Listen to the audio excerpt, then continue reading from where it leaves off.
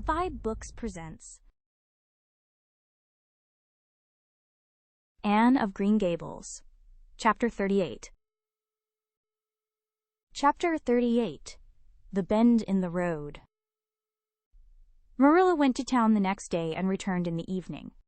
Anne had gone over to Orchard Slope with Diana and came back to find Marilla in the kitchen, sitting by the table with her head leaning on her hand. Something in her dejected attitude struck a chill to Anne's heart. She had never seen Marilla sit limply inert like that. "Are you very tired, Marilla?" "Yes. No, I don't know," said Marilla wearily, looking up. "I suppose I am tired, but I haven't thought about it. It's not that." "Did you see the oculist? What did he say?" asked Anne anxiously. "Yes, I saw him. He examined my eyes. He says that if I give up all reading and sewing entirely and any kind of work that strains the eyes, and if I'm careful not to cry, and if I wear the glasses he's given me, he thinks my eyes may not get any worse and my headaches will be cured. But if I don't, he says I'll certainly be stone blind in 6 months.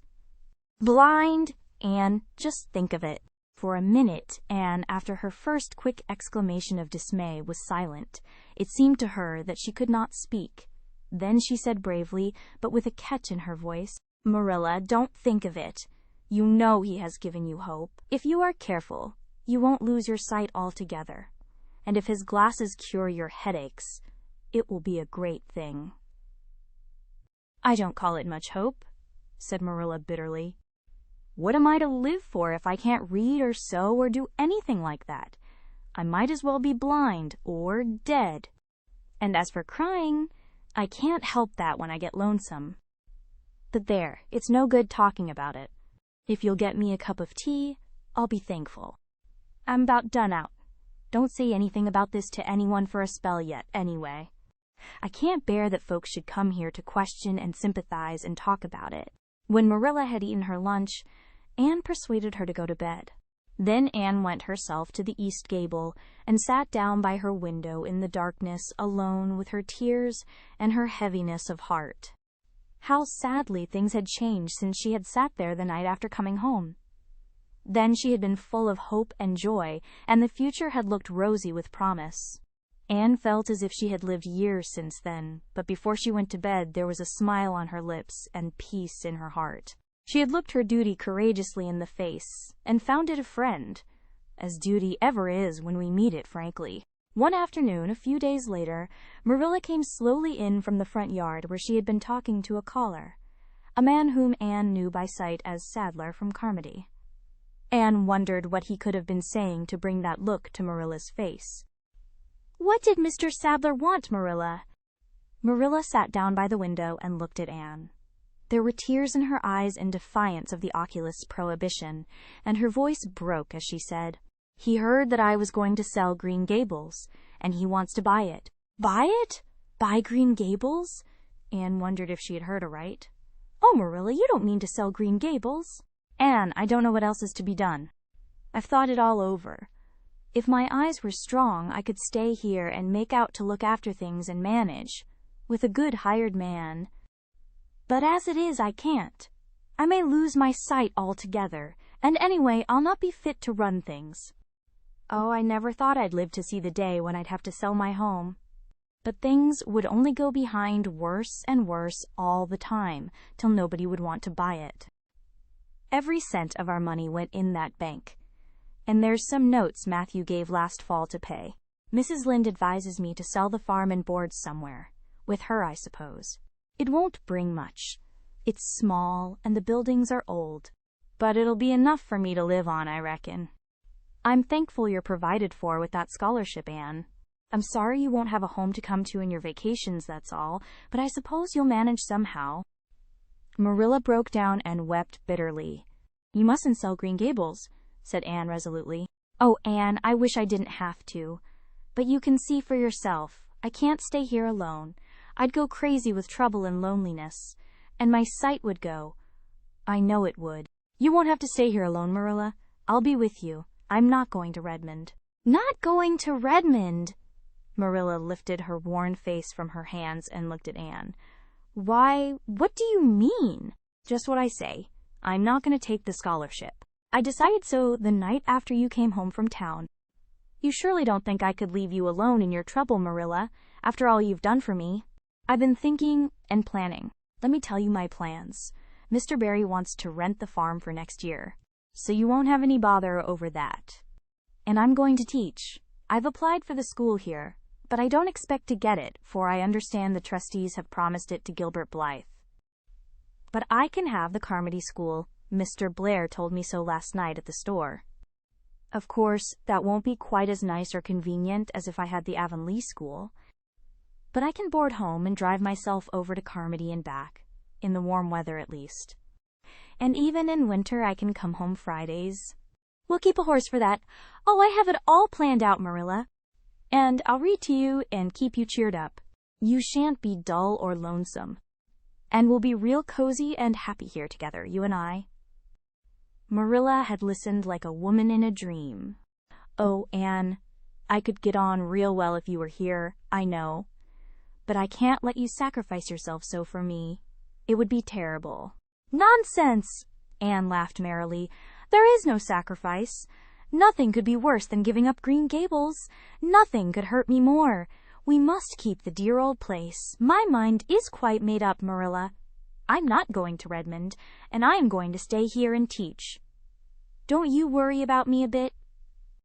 But your ambitions, and I'm just as ambitious as ever. Only, I've changed the object of my ambitions. I'm going to be a good teacher, and I'm going to save your eyesight. Besides, I mean to study at home here and take a little college course all by myself. Oh, I've dozens of plans, Marilla. I've been thinking them out for a week. I shall give life here my best, and I believe it will give its best to me in return. When I left Queens, my future seemed to stretch out before me like a straight road. I thought I could see along it for many a milestone. Now there is a bend in it. I don't know what lies around the bend, but I'm going to believe that the best does. It has a fascination of its own, that bend, Marilla. I wonder how the road beyond it goes, what there is of green glory and soft checkered light and shadows, what new landscapes, what new beauties, what curves and hills and valleys further on. I don't feel as if I ought to let you give it up, said Marilla, referring to the scholarship. But you can't prevent me. I'm 16 and a half, obstinate as a mule, as Mrs. Lynde once told me, laughed Anne. Oh, Marilla, don't you go pitying me. I don't like to be pitied, and there is no need for it. I'm heart glad over the very thought of staying at dear Green Gables. Nobody could love it as you and I do, so we must keep it. You blessed girl, said Marilla, yielding. I feel as if you'd given me new life. I guess I ought to stick out and make you go to college, but I know I can't, so I ain't going to try. I'll make it up to you, though, Anne. When it became noised abroad in Avonlea that Anne Shirley had given up the idea of going to college and intended to stay home and teach, there was a good deal of discussion over it. Most of the good folks, not knowing about Marilla's eyes, thought she was foolish. Mrs. Allan did not. She told Anne so in approving words that brought tears of pleasure to the girl's eyes. Neither did good Mrs. Lynde. She came up one evening and found Anne and Marilla sitting at the front door in the warm, scented summer dusk.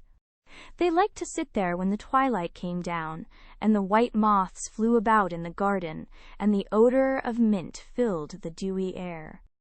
Mrs. Rachel deposited her substantial person upon the stone bench by the door, behind which grew a row of tall pink and yellow hollyhocks, with a long breath of mingled weariness and relief. I declare I'm getting glad to sit down. I've been on my feet all day, and 200 pounds is a good bit for 2 feet to carry round. It's a great blessing not to be fat, Marilla. I hope you appreciate it. Well, Anne, I hear you've given up your notion of going to college. I was real glad to hear it. You've got as much education now as a woman can be comfortable with. I don't believe in girls going to college with the men and cramming their heads full of Latin and Greek and all that nonsense. But I'm going to study Latin and Greek just the same, Mrs. Lynde, said Anne, laughing. I'm going to take my arts course right here at Green Gables and study everything that I would at college. Mrs. Lynde lifted her hands in holy horror. Anne Shirley, you'll kill yourself. Not a bit of it. I shall thrive on it. Oh, I'm not going to overdo things. As Josiah Allen's wife says, I shall be medium, but I'll have lots of spare time in the long winter evenings, and I've no vocation for fancy work. I'm going to teach over at Carmody, you know. I don't know it. I guess you're going to teach right here in Avonlea. The trustees have decided to give you the school. Mrs. Lynde! Cried Anne, springing to her feet in her surprise. Why, I thought they had promised it to Gilbert Blythe. So they did, but as soon as Gilbert heard that you had applied for it, he went to them. They had a business meeting at the school last night, you know, and told them that he withdrew his application and suggested that they accept yours. He said he was going to teach at White Sands. Of course, he knew how much you wanted to stay with Marilla, and I must say I think it was real kind and thoughtful in him, that's what. Real self-sacrificing, too, for he'll have his board to pay at White Sands, and everybody knows he's got to earn his own way through college. So the trustees decided to take you. I was tickled to death when Thomas came home and told me. I don't feel that I ought to take it, murmured Anne. I mean, I don't think I ought to let Gilbert make such a sacrifice for me. I guess you can't prevent him now. He's signed papers with the White Sands trustees.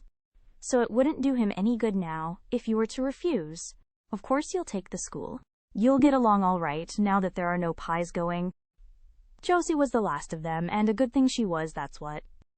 There's been some pie or other going to Avonlea School for the last 20 years, and I guess their mission in life was to keep school teachers reminded that Earth isn't their home.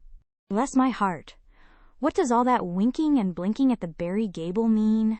Diana is signaling for me to go over, laughed Anne. You know we keep up the old custom. Excuse me while I run over and see what she wants.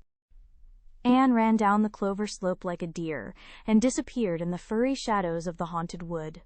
Mrs. Lynde looked after her indulgently. There's a good deal of the child about her yet in some ways.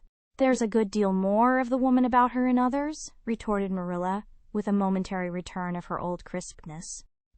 But crispness was no longer Marilla's distinguishing characteristic, as Mrs. Lynde told her Thomas that night. Marilla Cuthbert has got mellow. That's what. Anne went to the little Avonlea graveyard the next evening to put fresh flowers on Matthew's grave and water the Scotch rosebush. She lingered there until dusk, liking the peace and calm of the little place, with its poplars whose rustle was like low, friendly speech, and its whispering grasses growing at will among the graves. When she finally left it and walked down the long hill that sloped to the lake of shining waters, it was past sunset, and all Avonlea lay before her in a dreamlike afterlight, a haunt of ancient peace. There was a freshness in the air as of a wind that had blown over honey-sweet fields of clover. Homelights twinkled out here and there among the homestead trees. Beyond lay the sea, misty and purple, with its haunting, unceasing murmur. The west was a glory of soft, mingled hues, and the pond reflected them all in still softer shadings. The beauty of it all thrilled Anne's heart, and she gratefully opened the gates of her soul to it. "Dear old world," she murmured, "you are very lovely, and I am glad to be alive in you." Halfway down the hill, a tall lad came whistling out of a gate before the Blythe homestead. It was Gilbert, and the whistle died on his lips as he recognized Anne. He lifted his cap courteously, but he would have passed on in silence if Anne had not stopped and held out her hand. "Gilbert," she said with scarlet cheeks, "I want to thank you for giving up the school for me. It was very good of you, and I want you to know that I appreciate it." Gilbert took the offered hand eagerly. "It wasn't particularly good of me at all, Anne. I was pleased to be able to do you some small service. Are we going to be friends after this? Have you really forgiven me my old fault?" Anne laughed and tried unsuccessfully to withdraw her hand.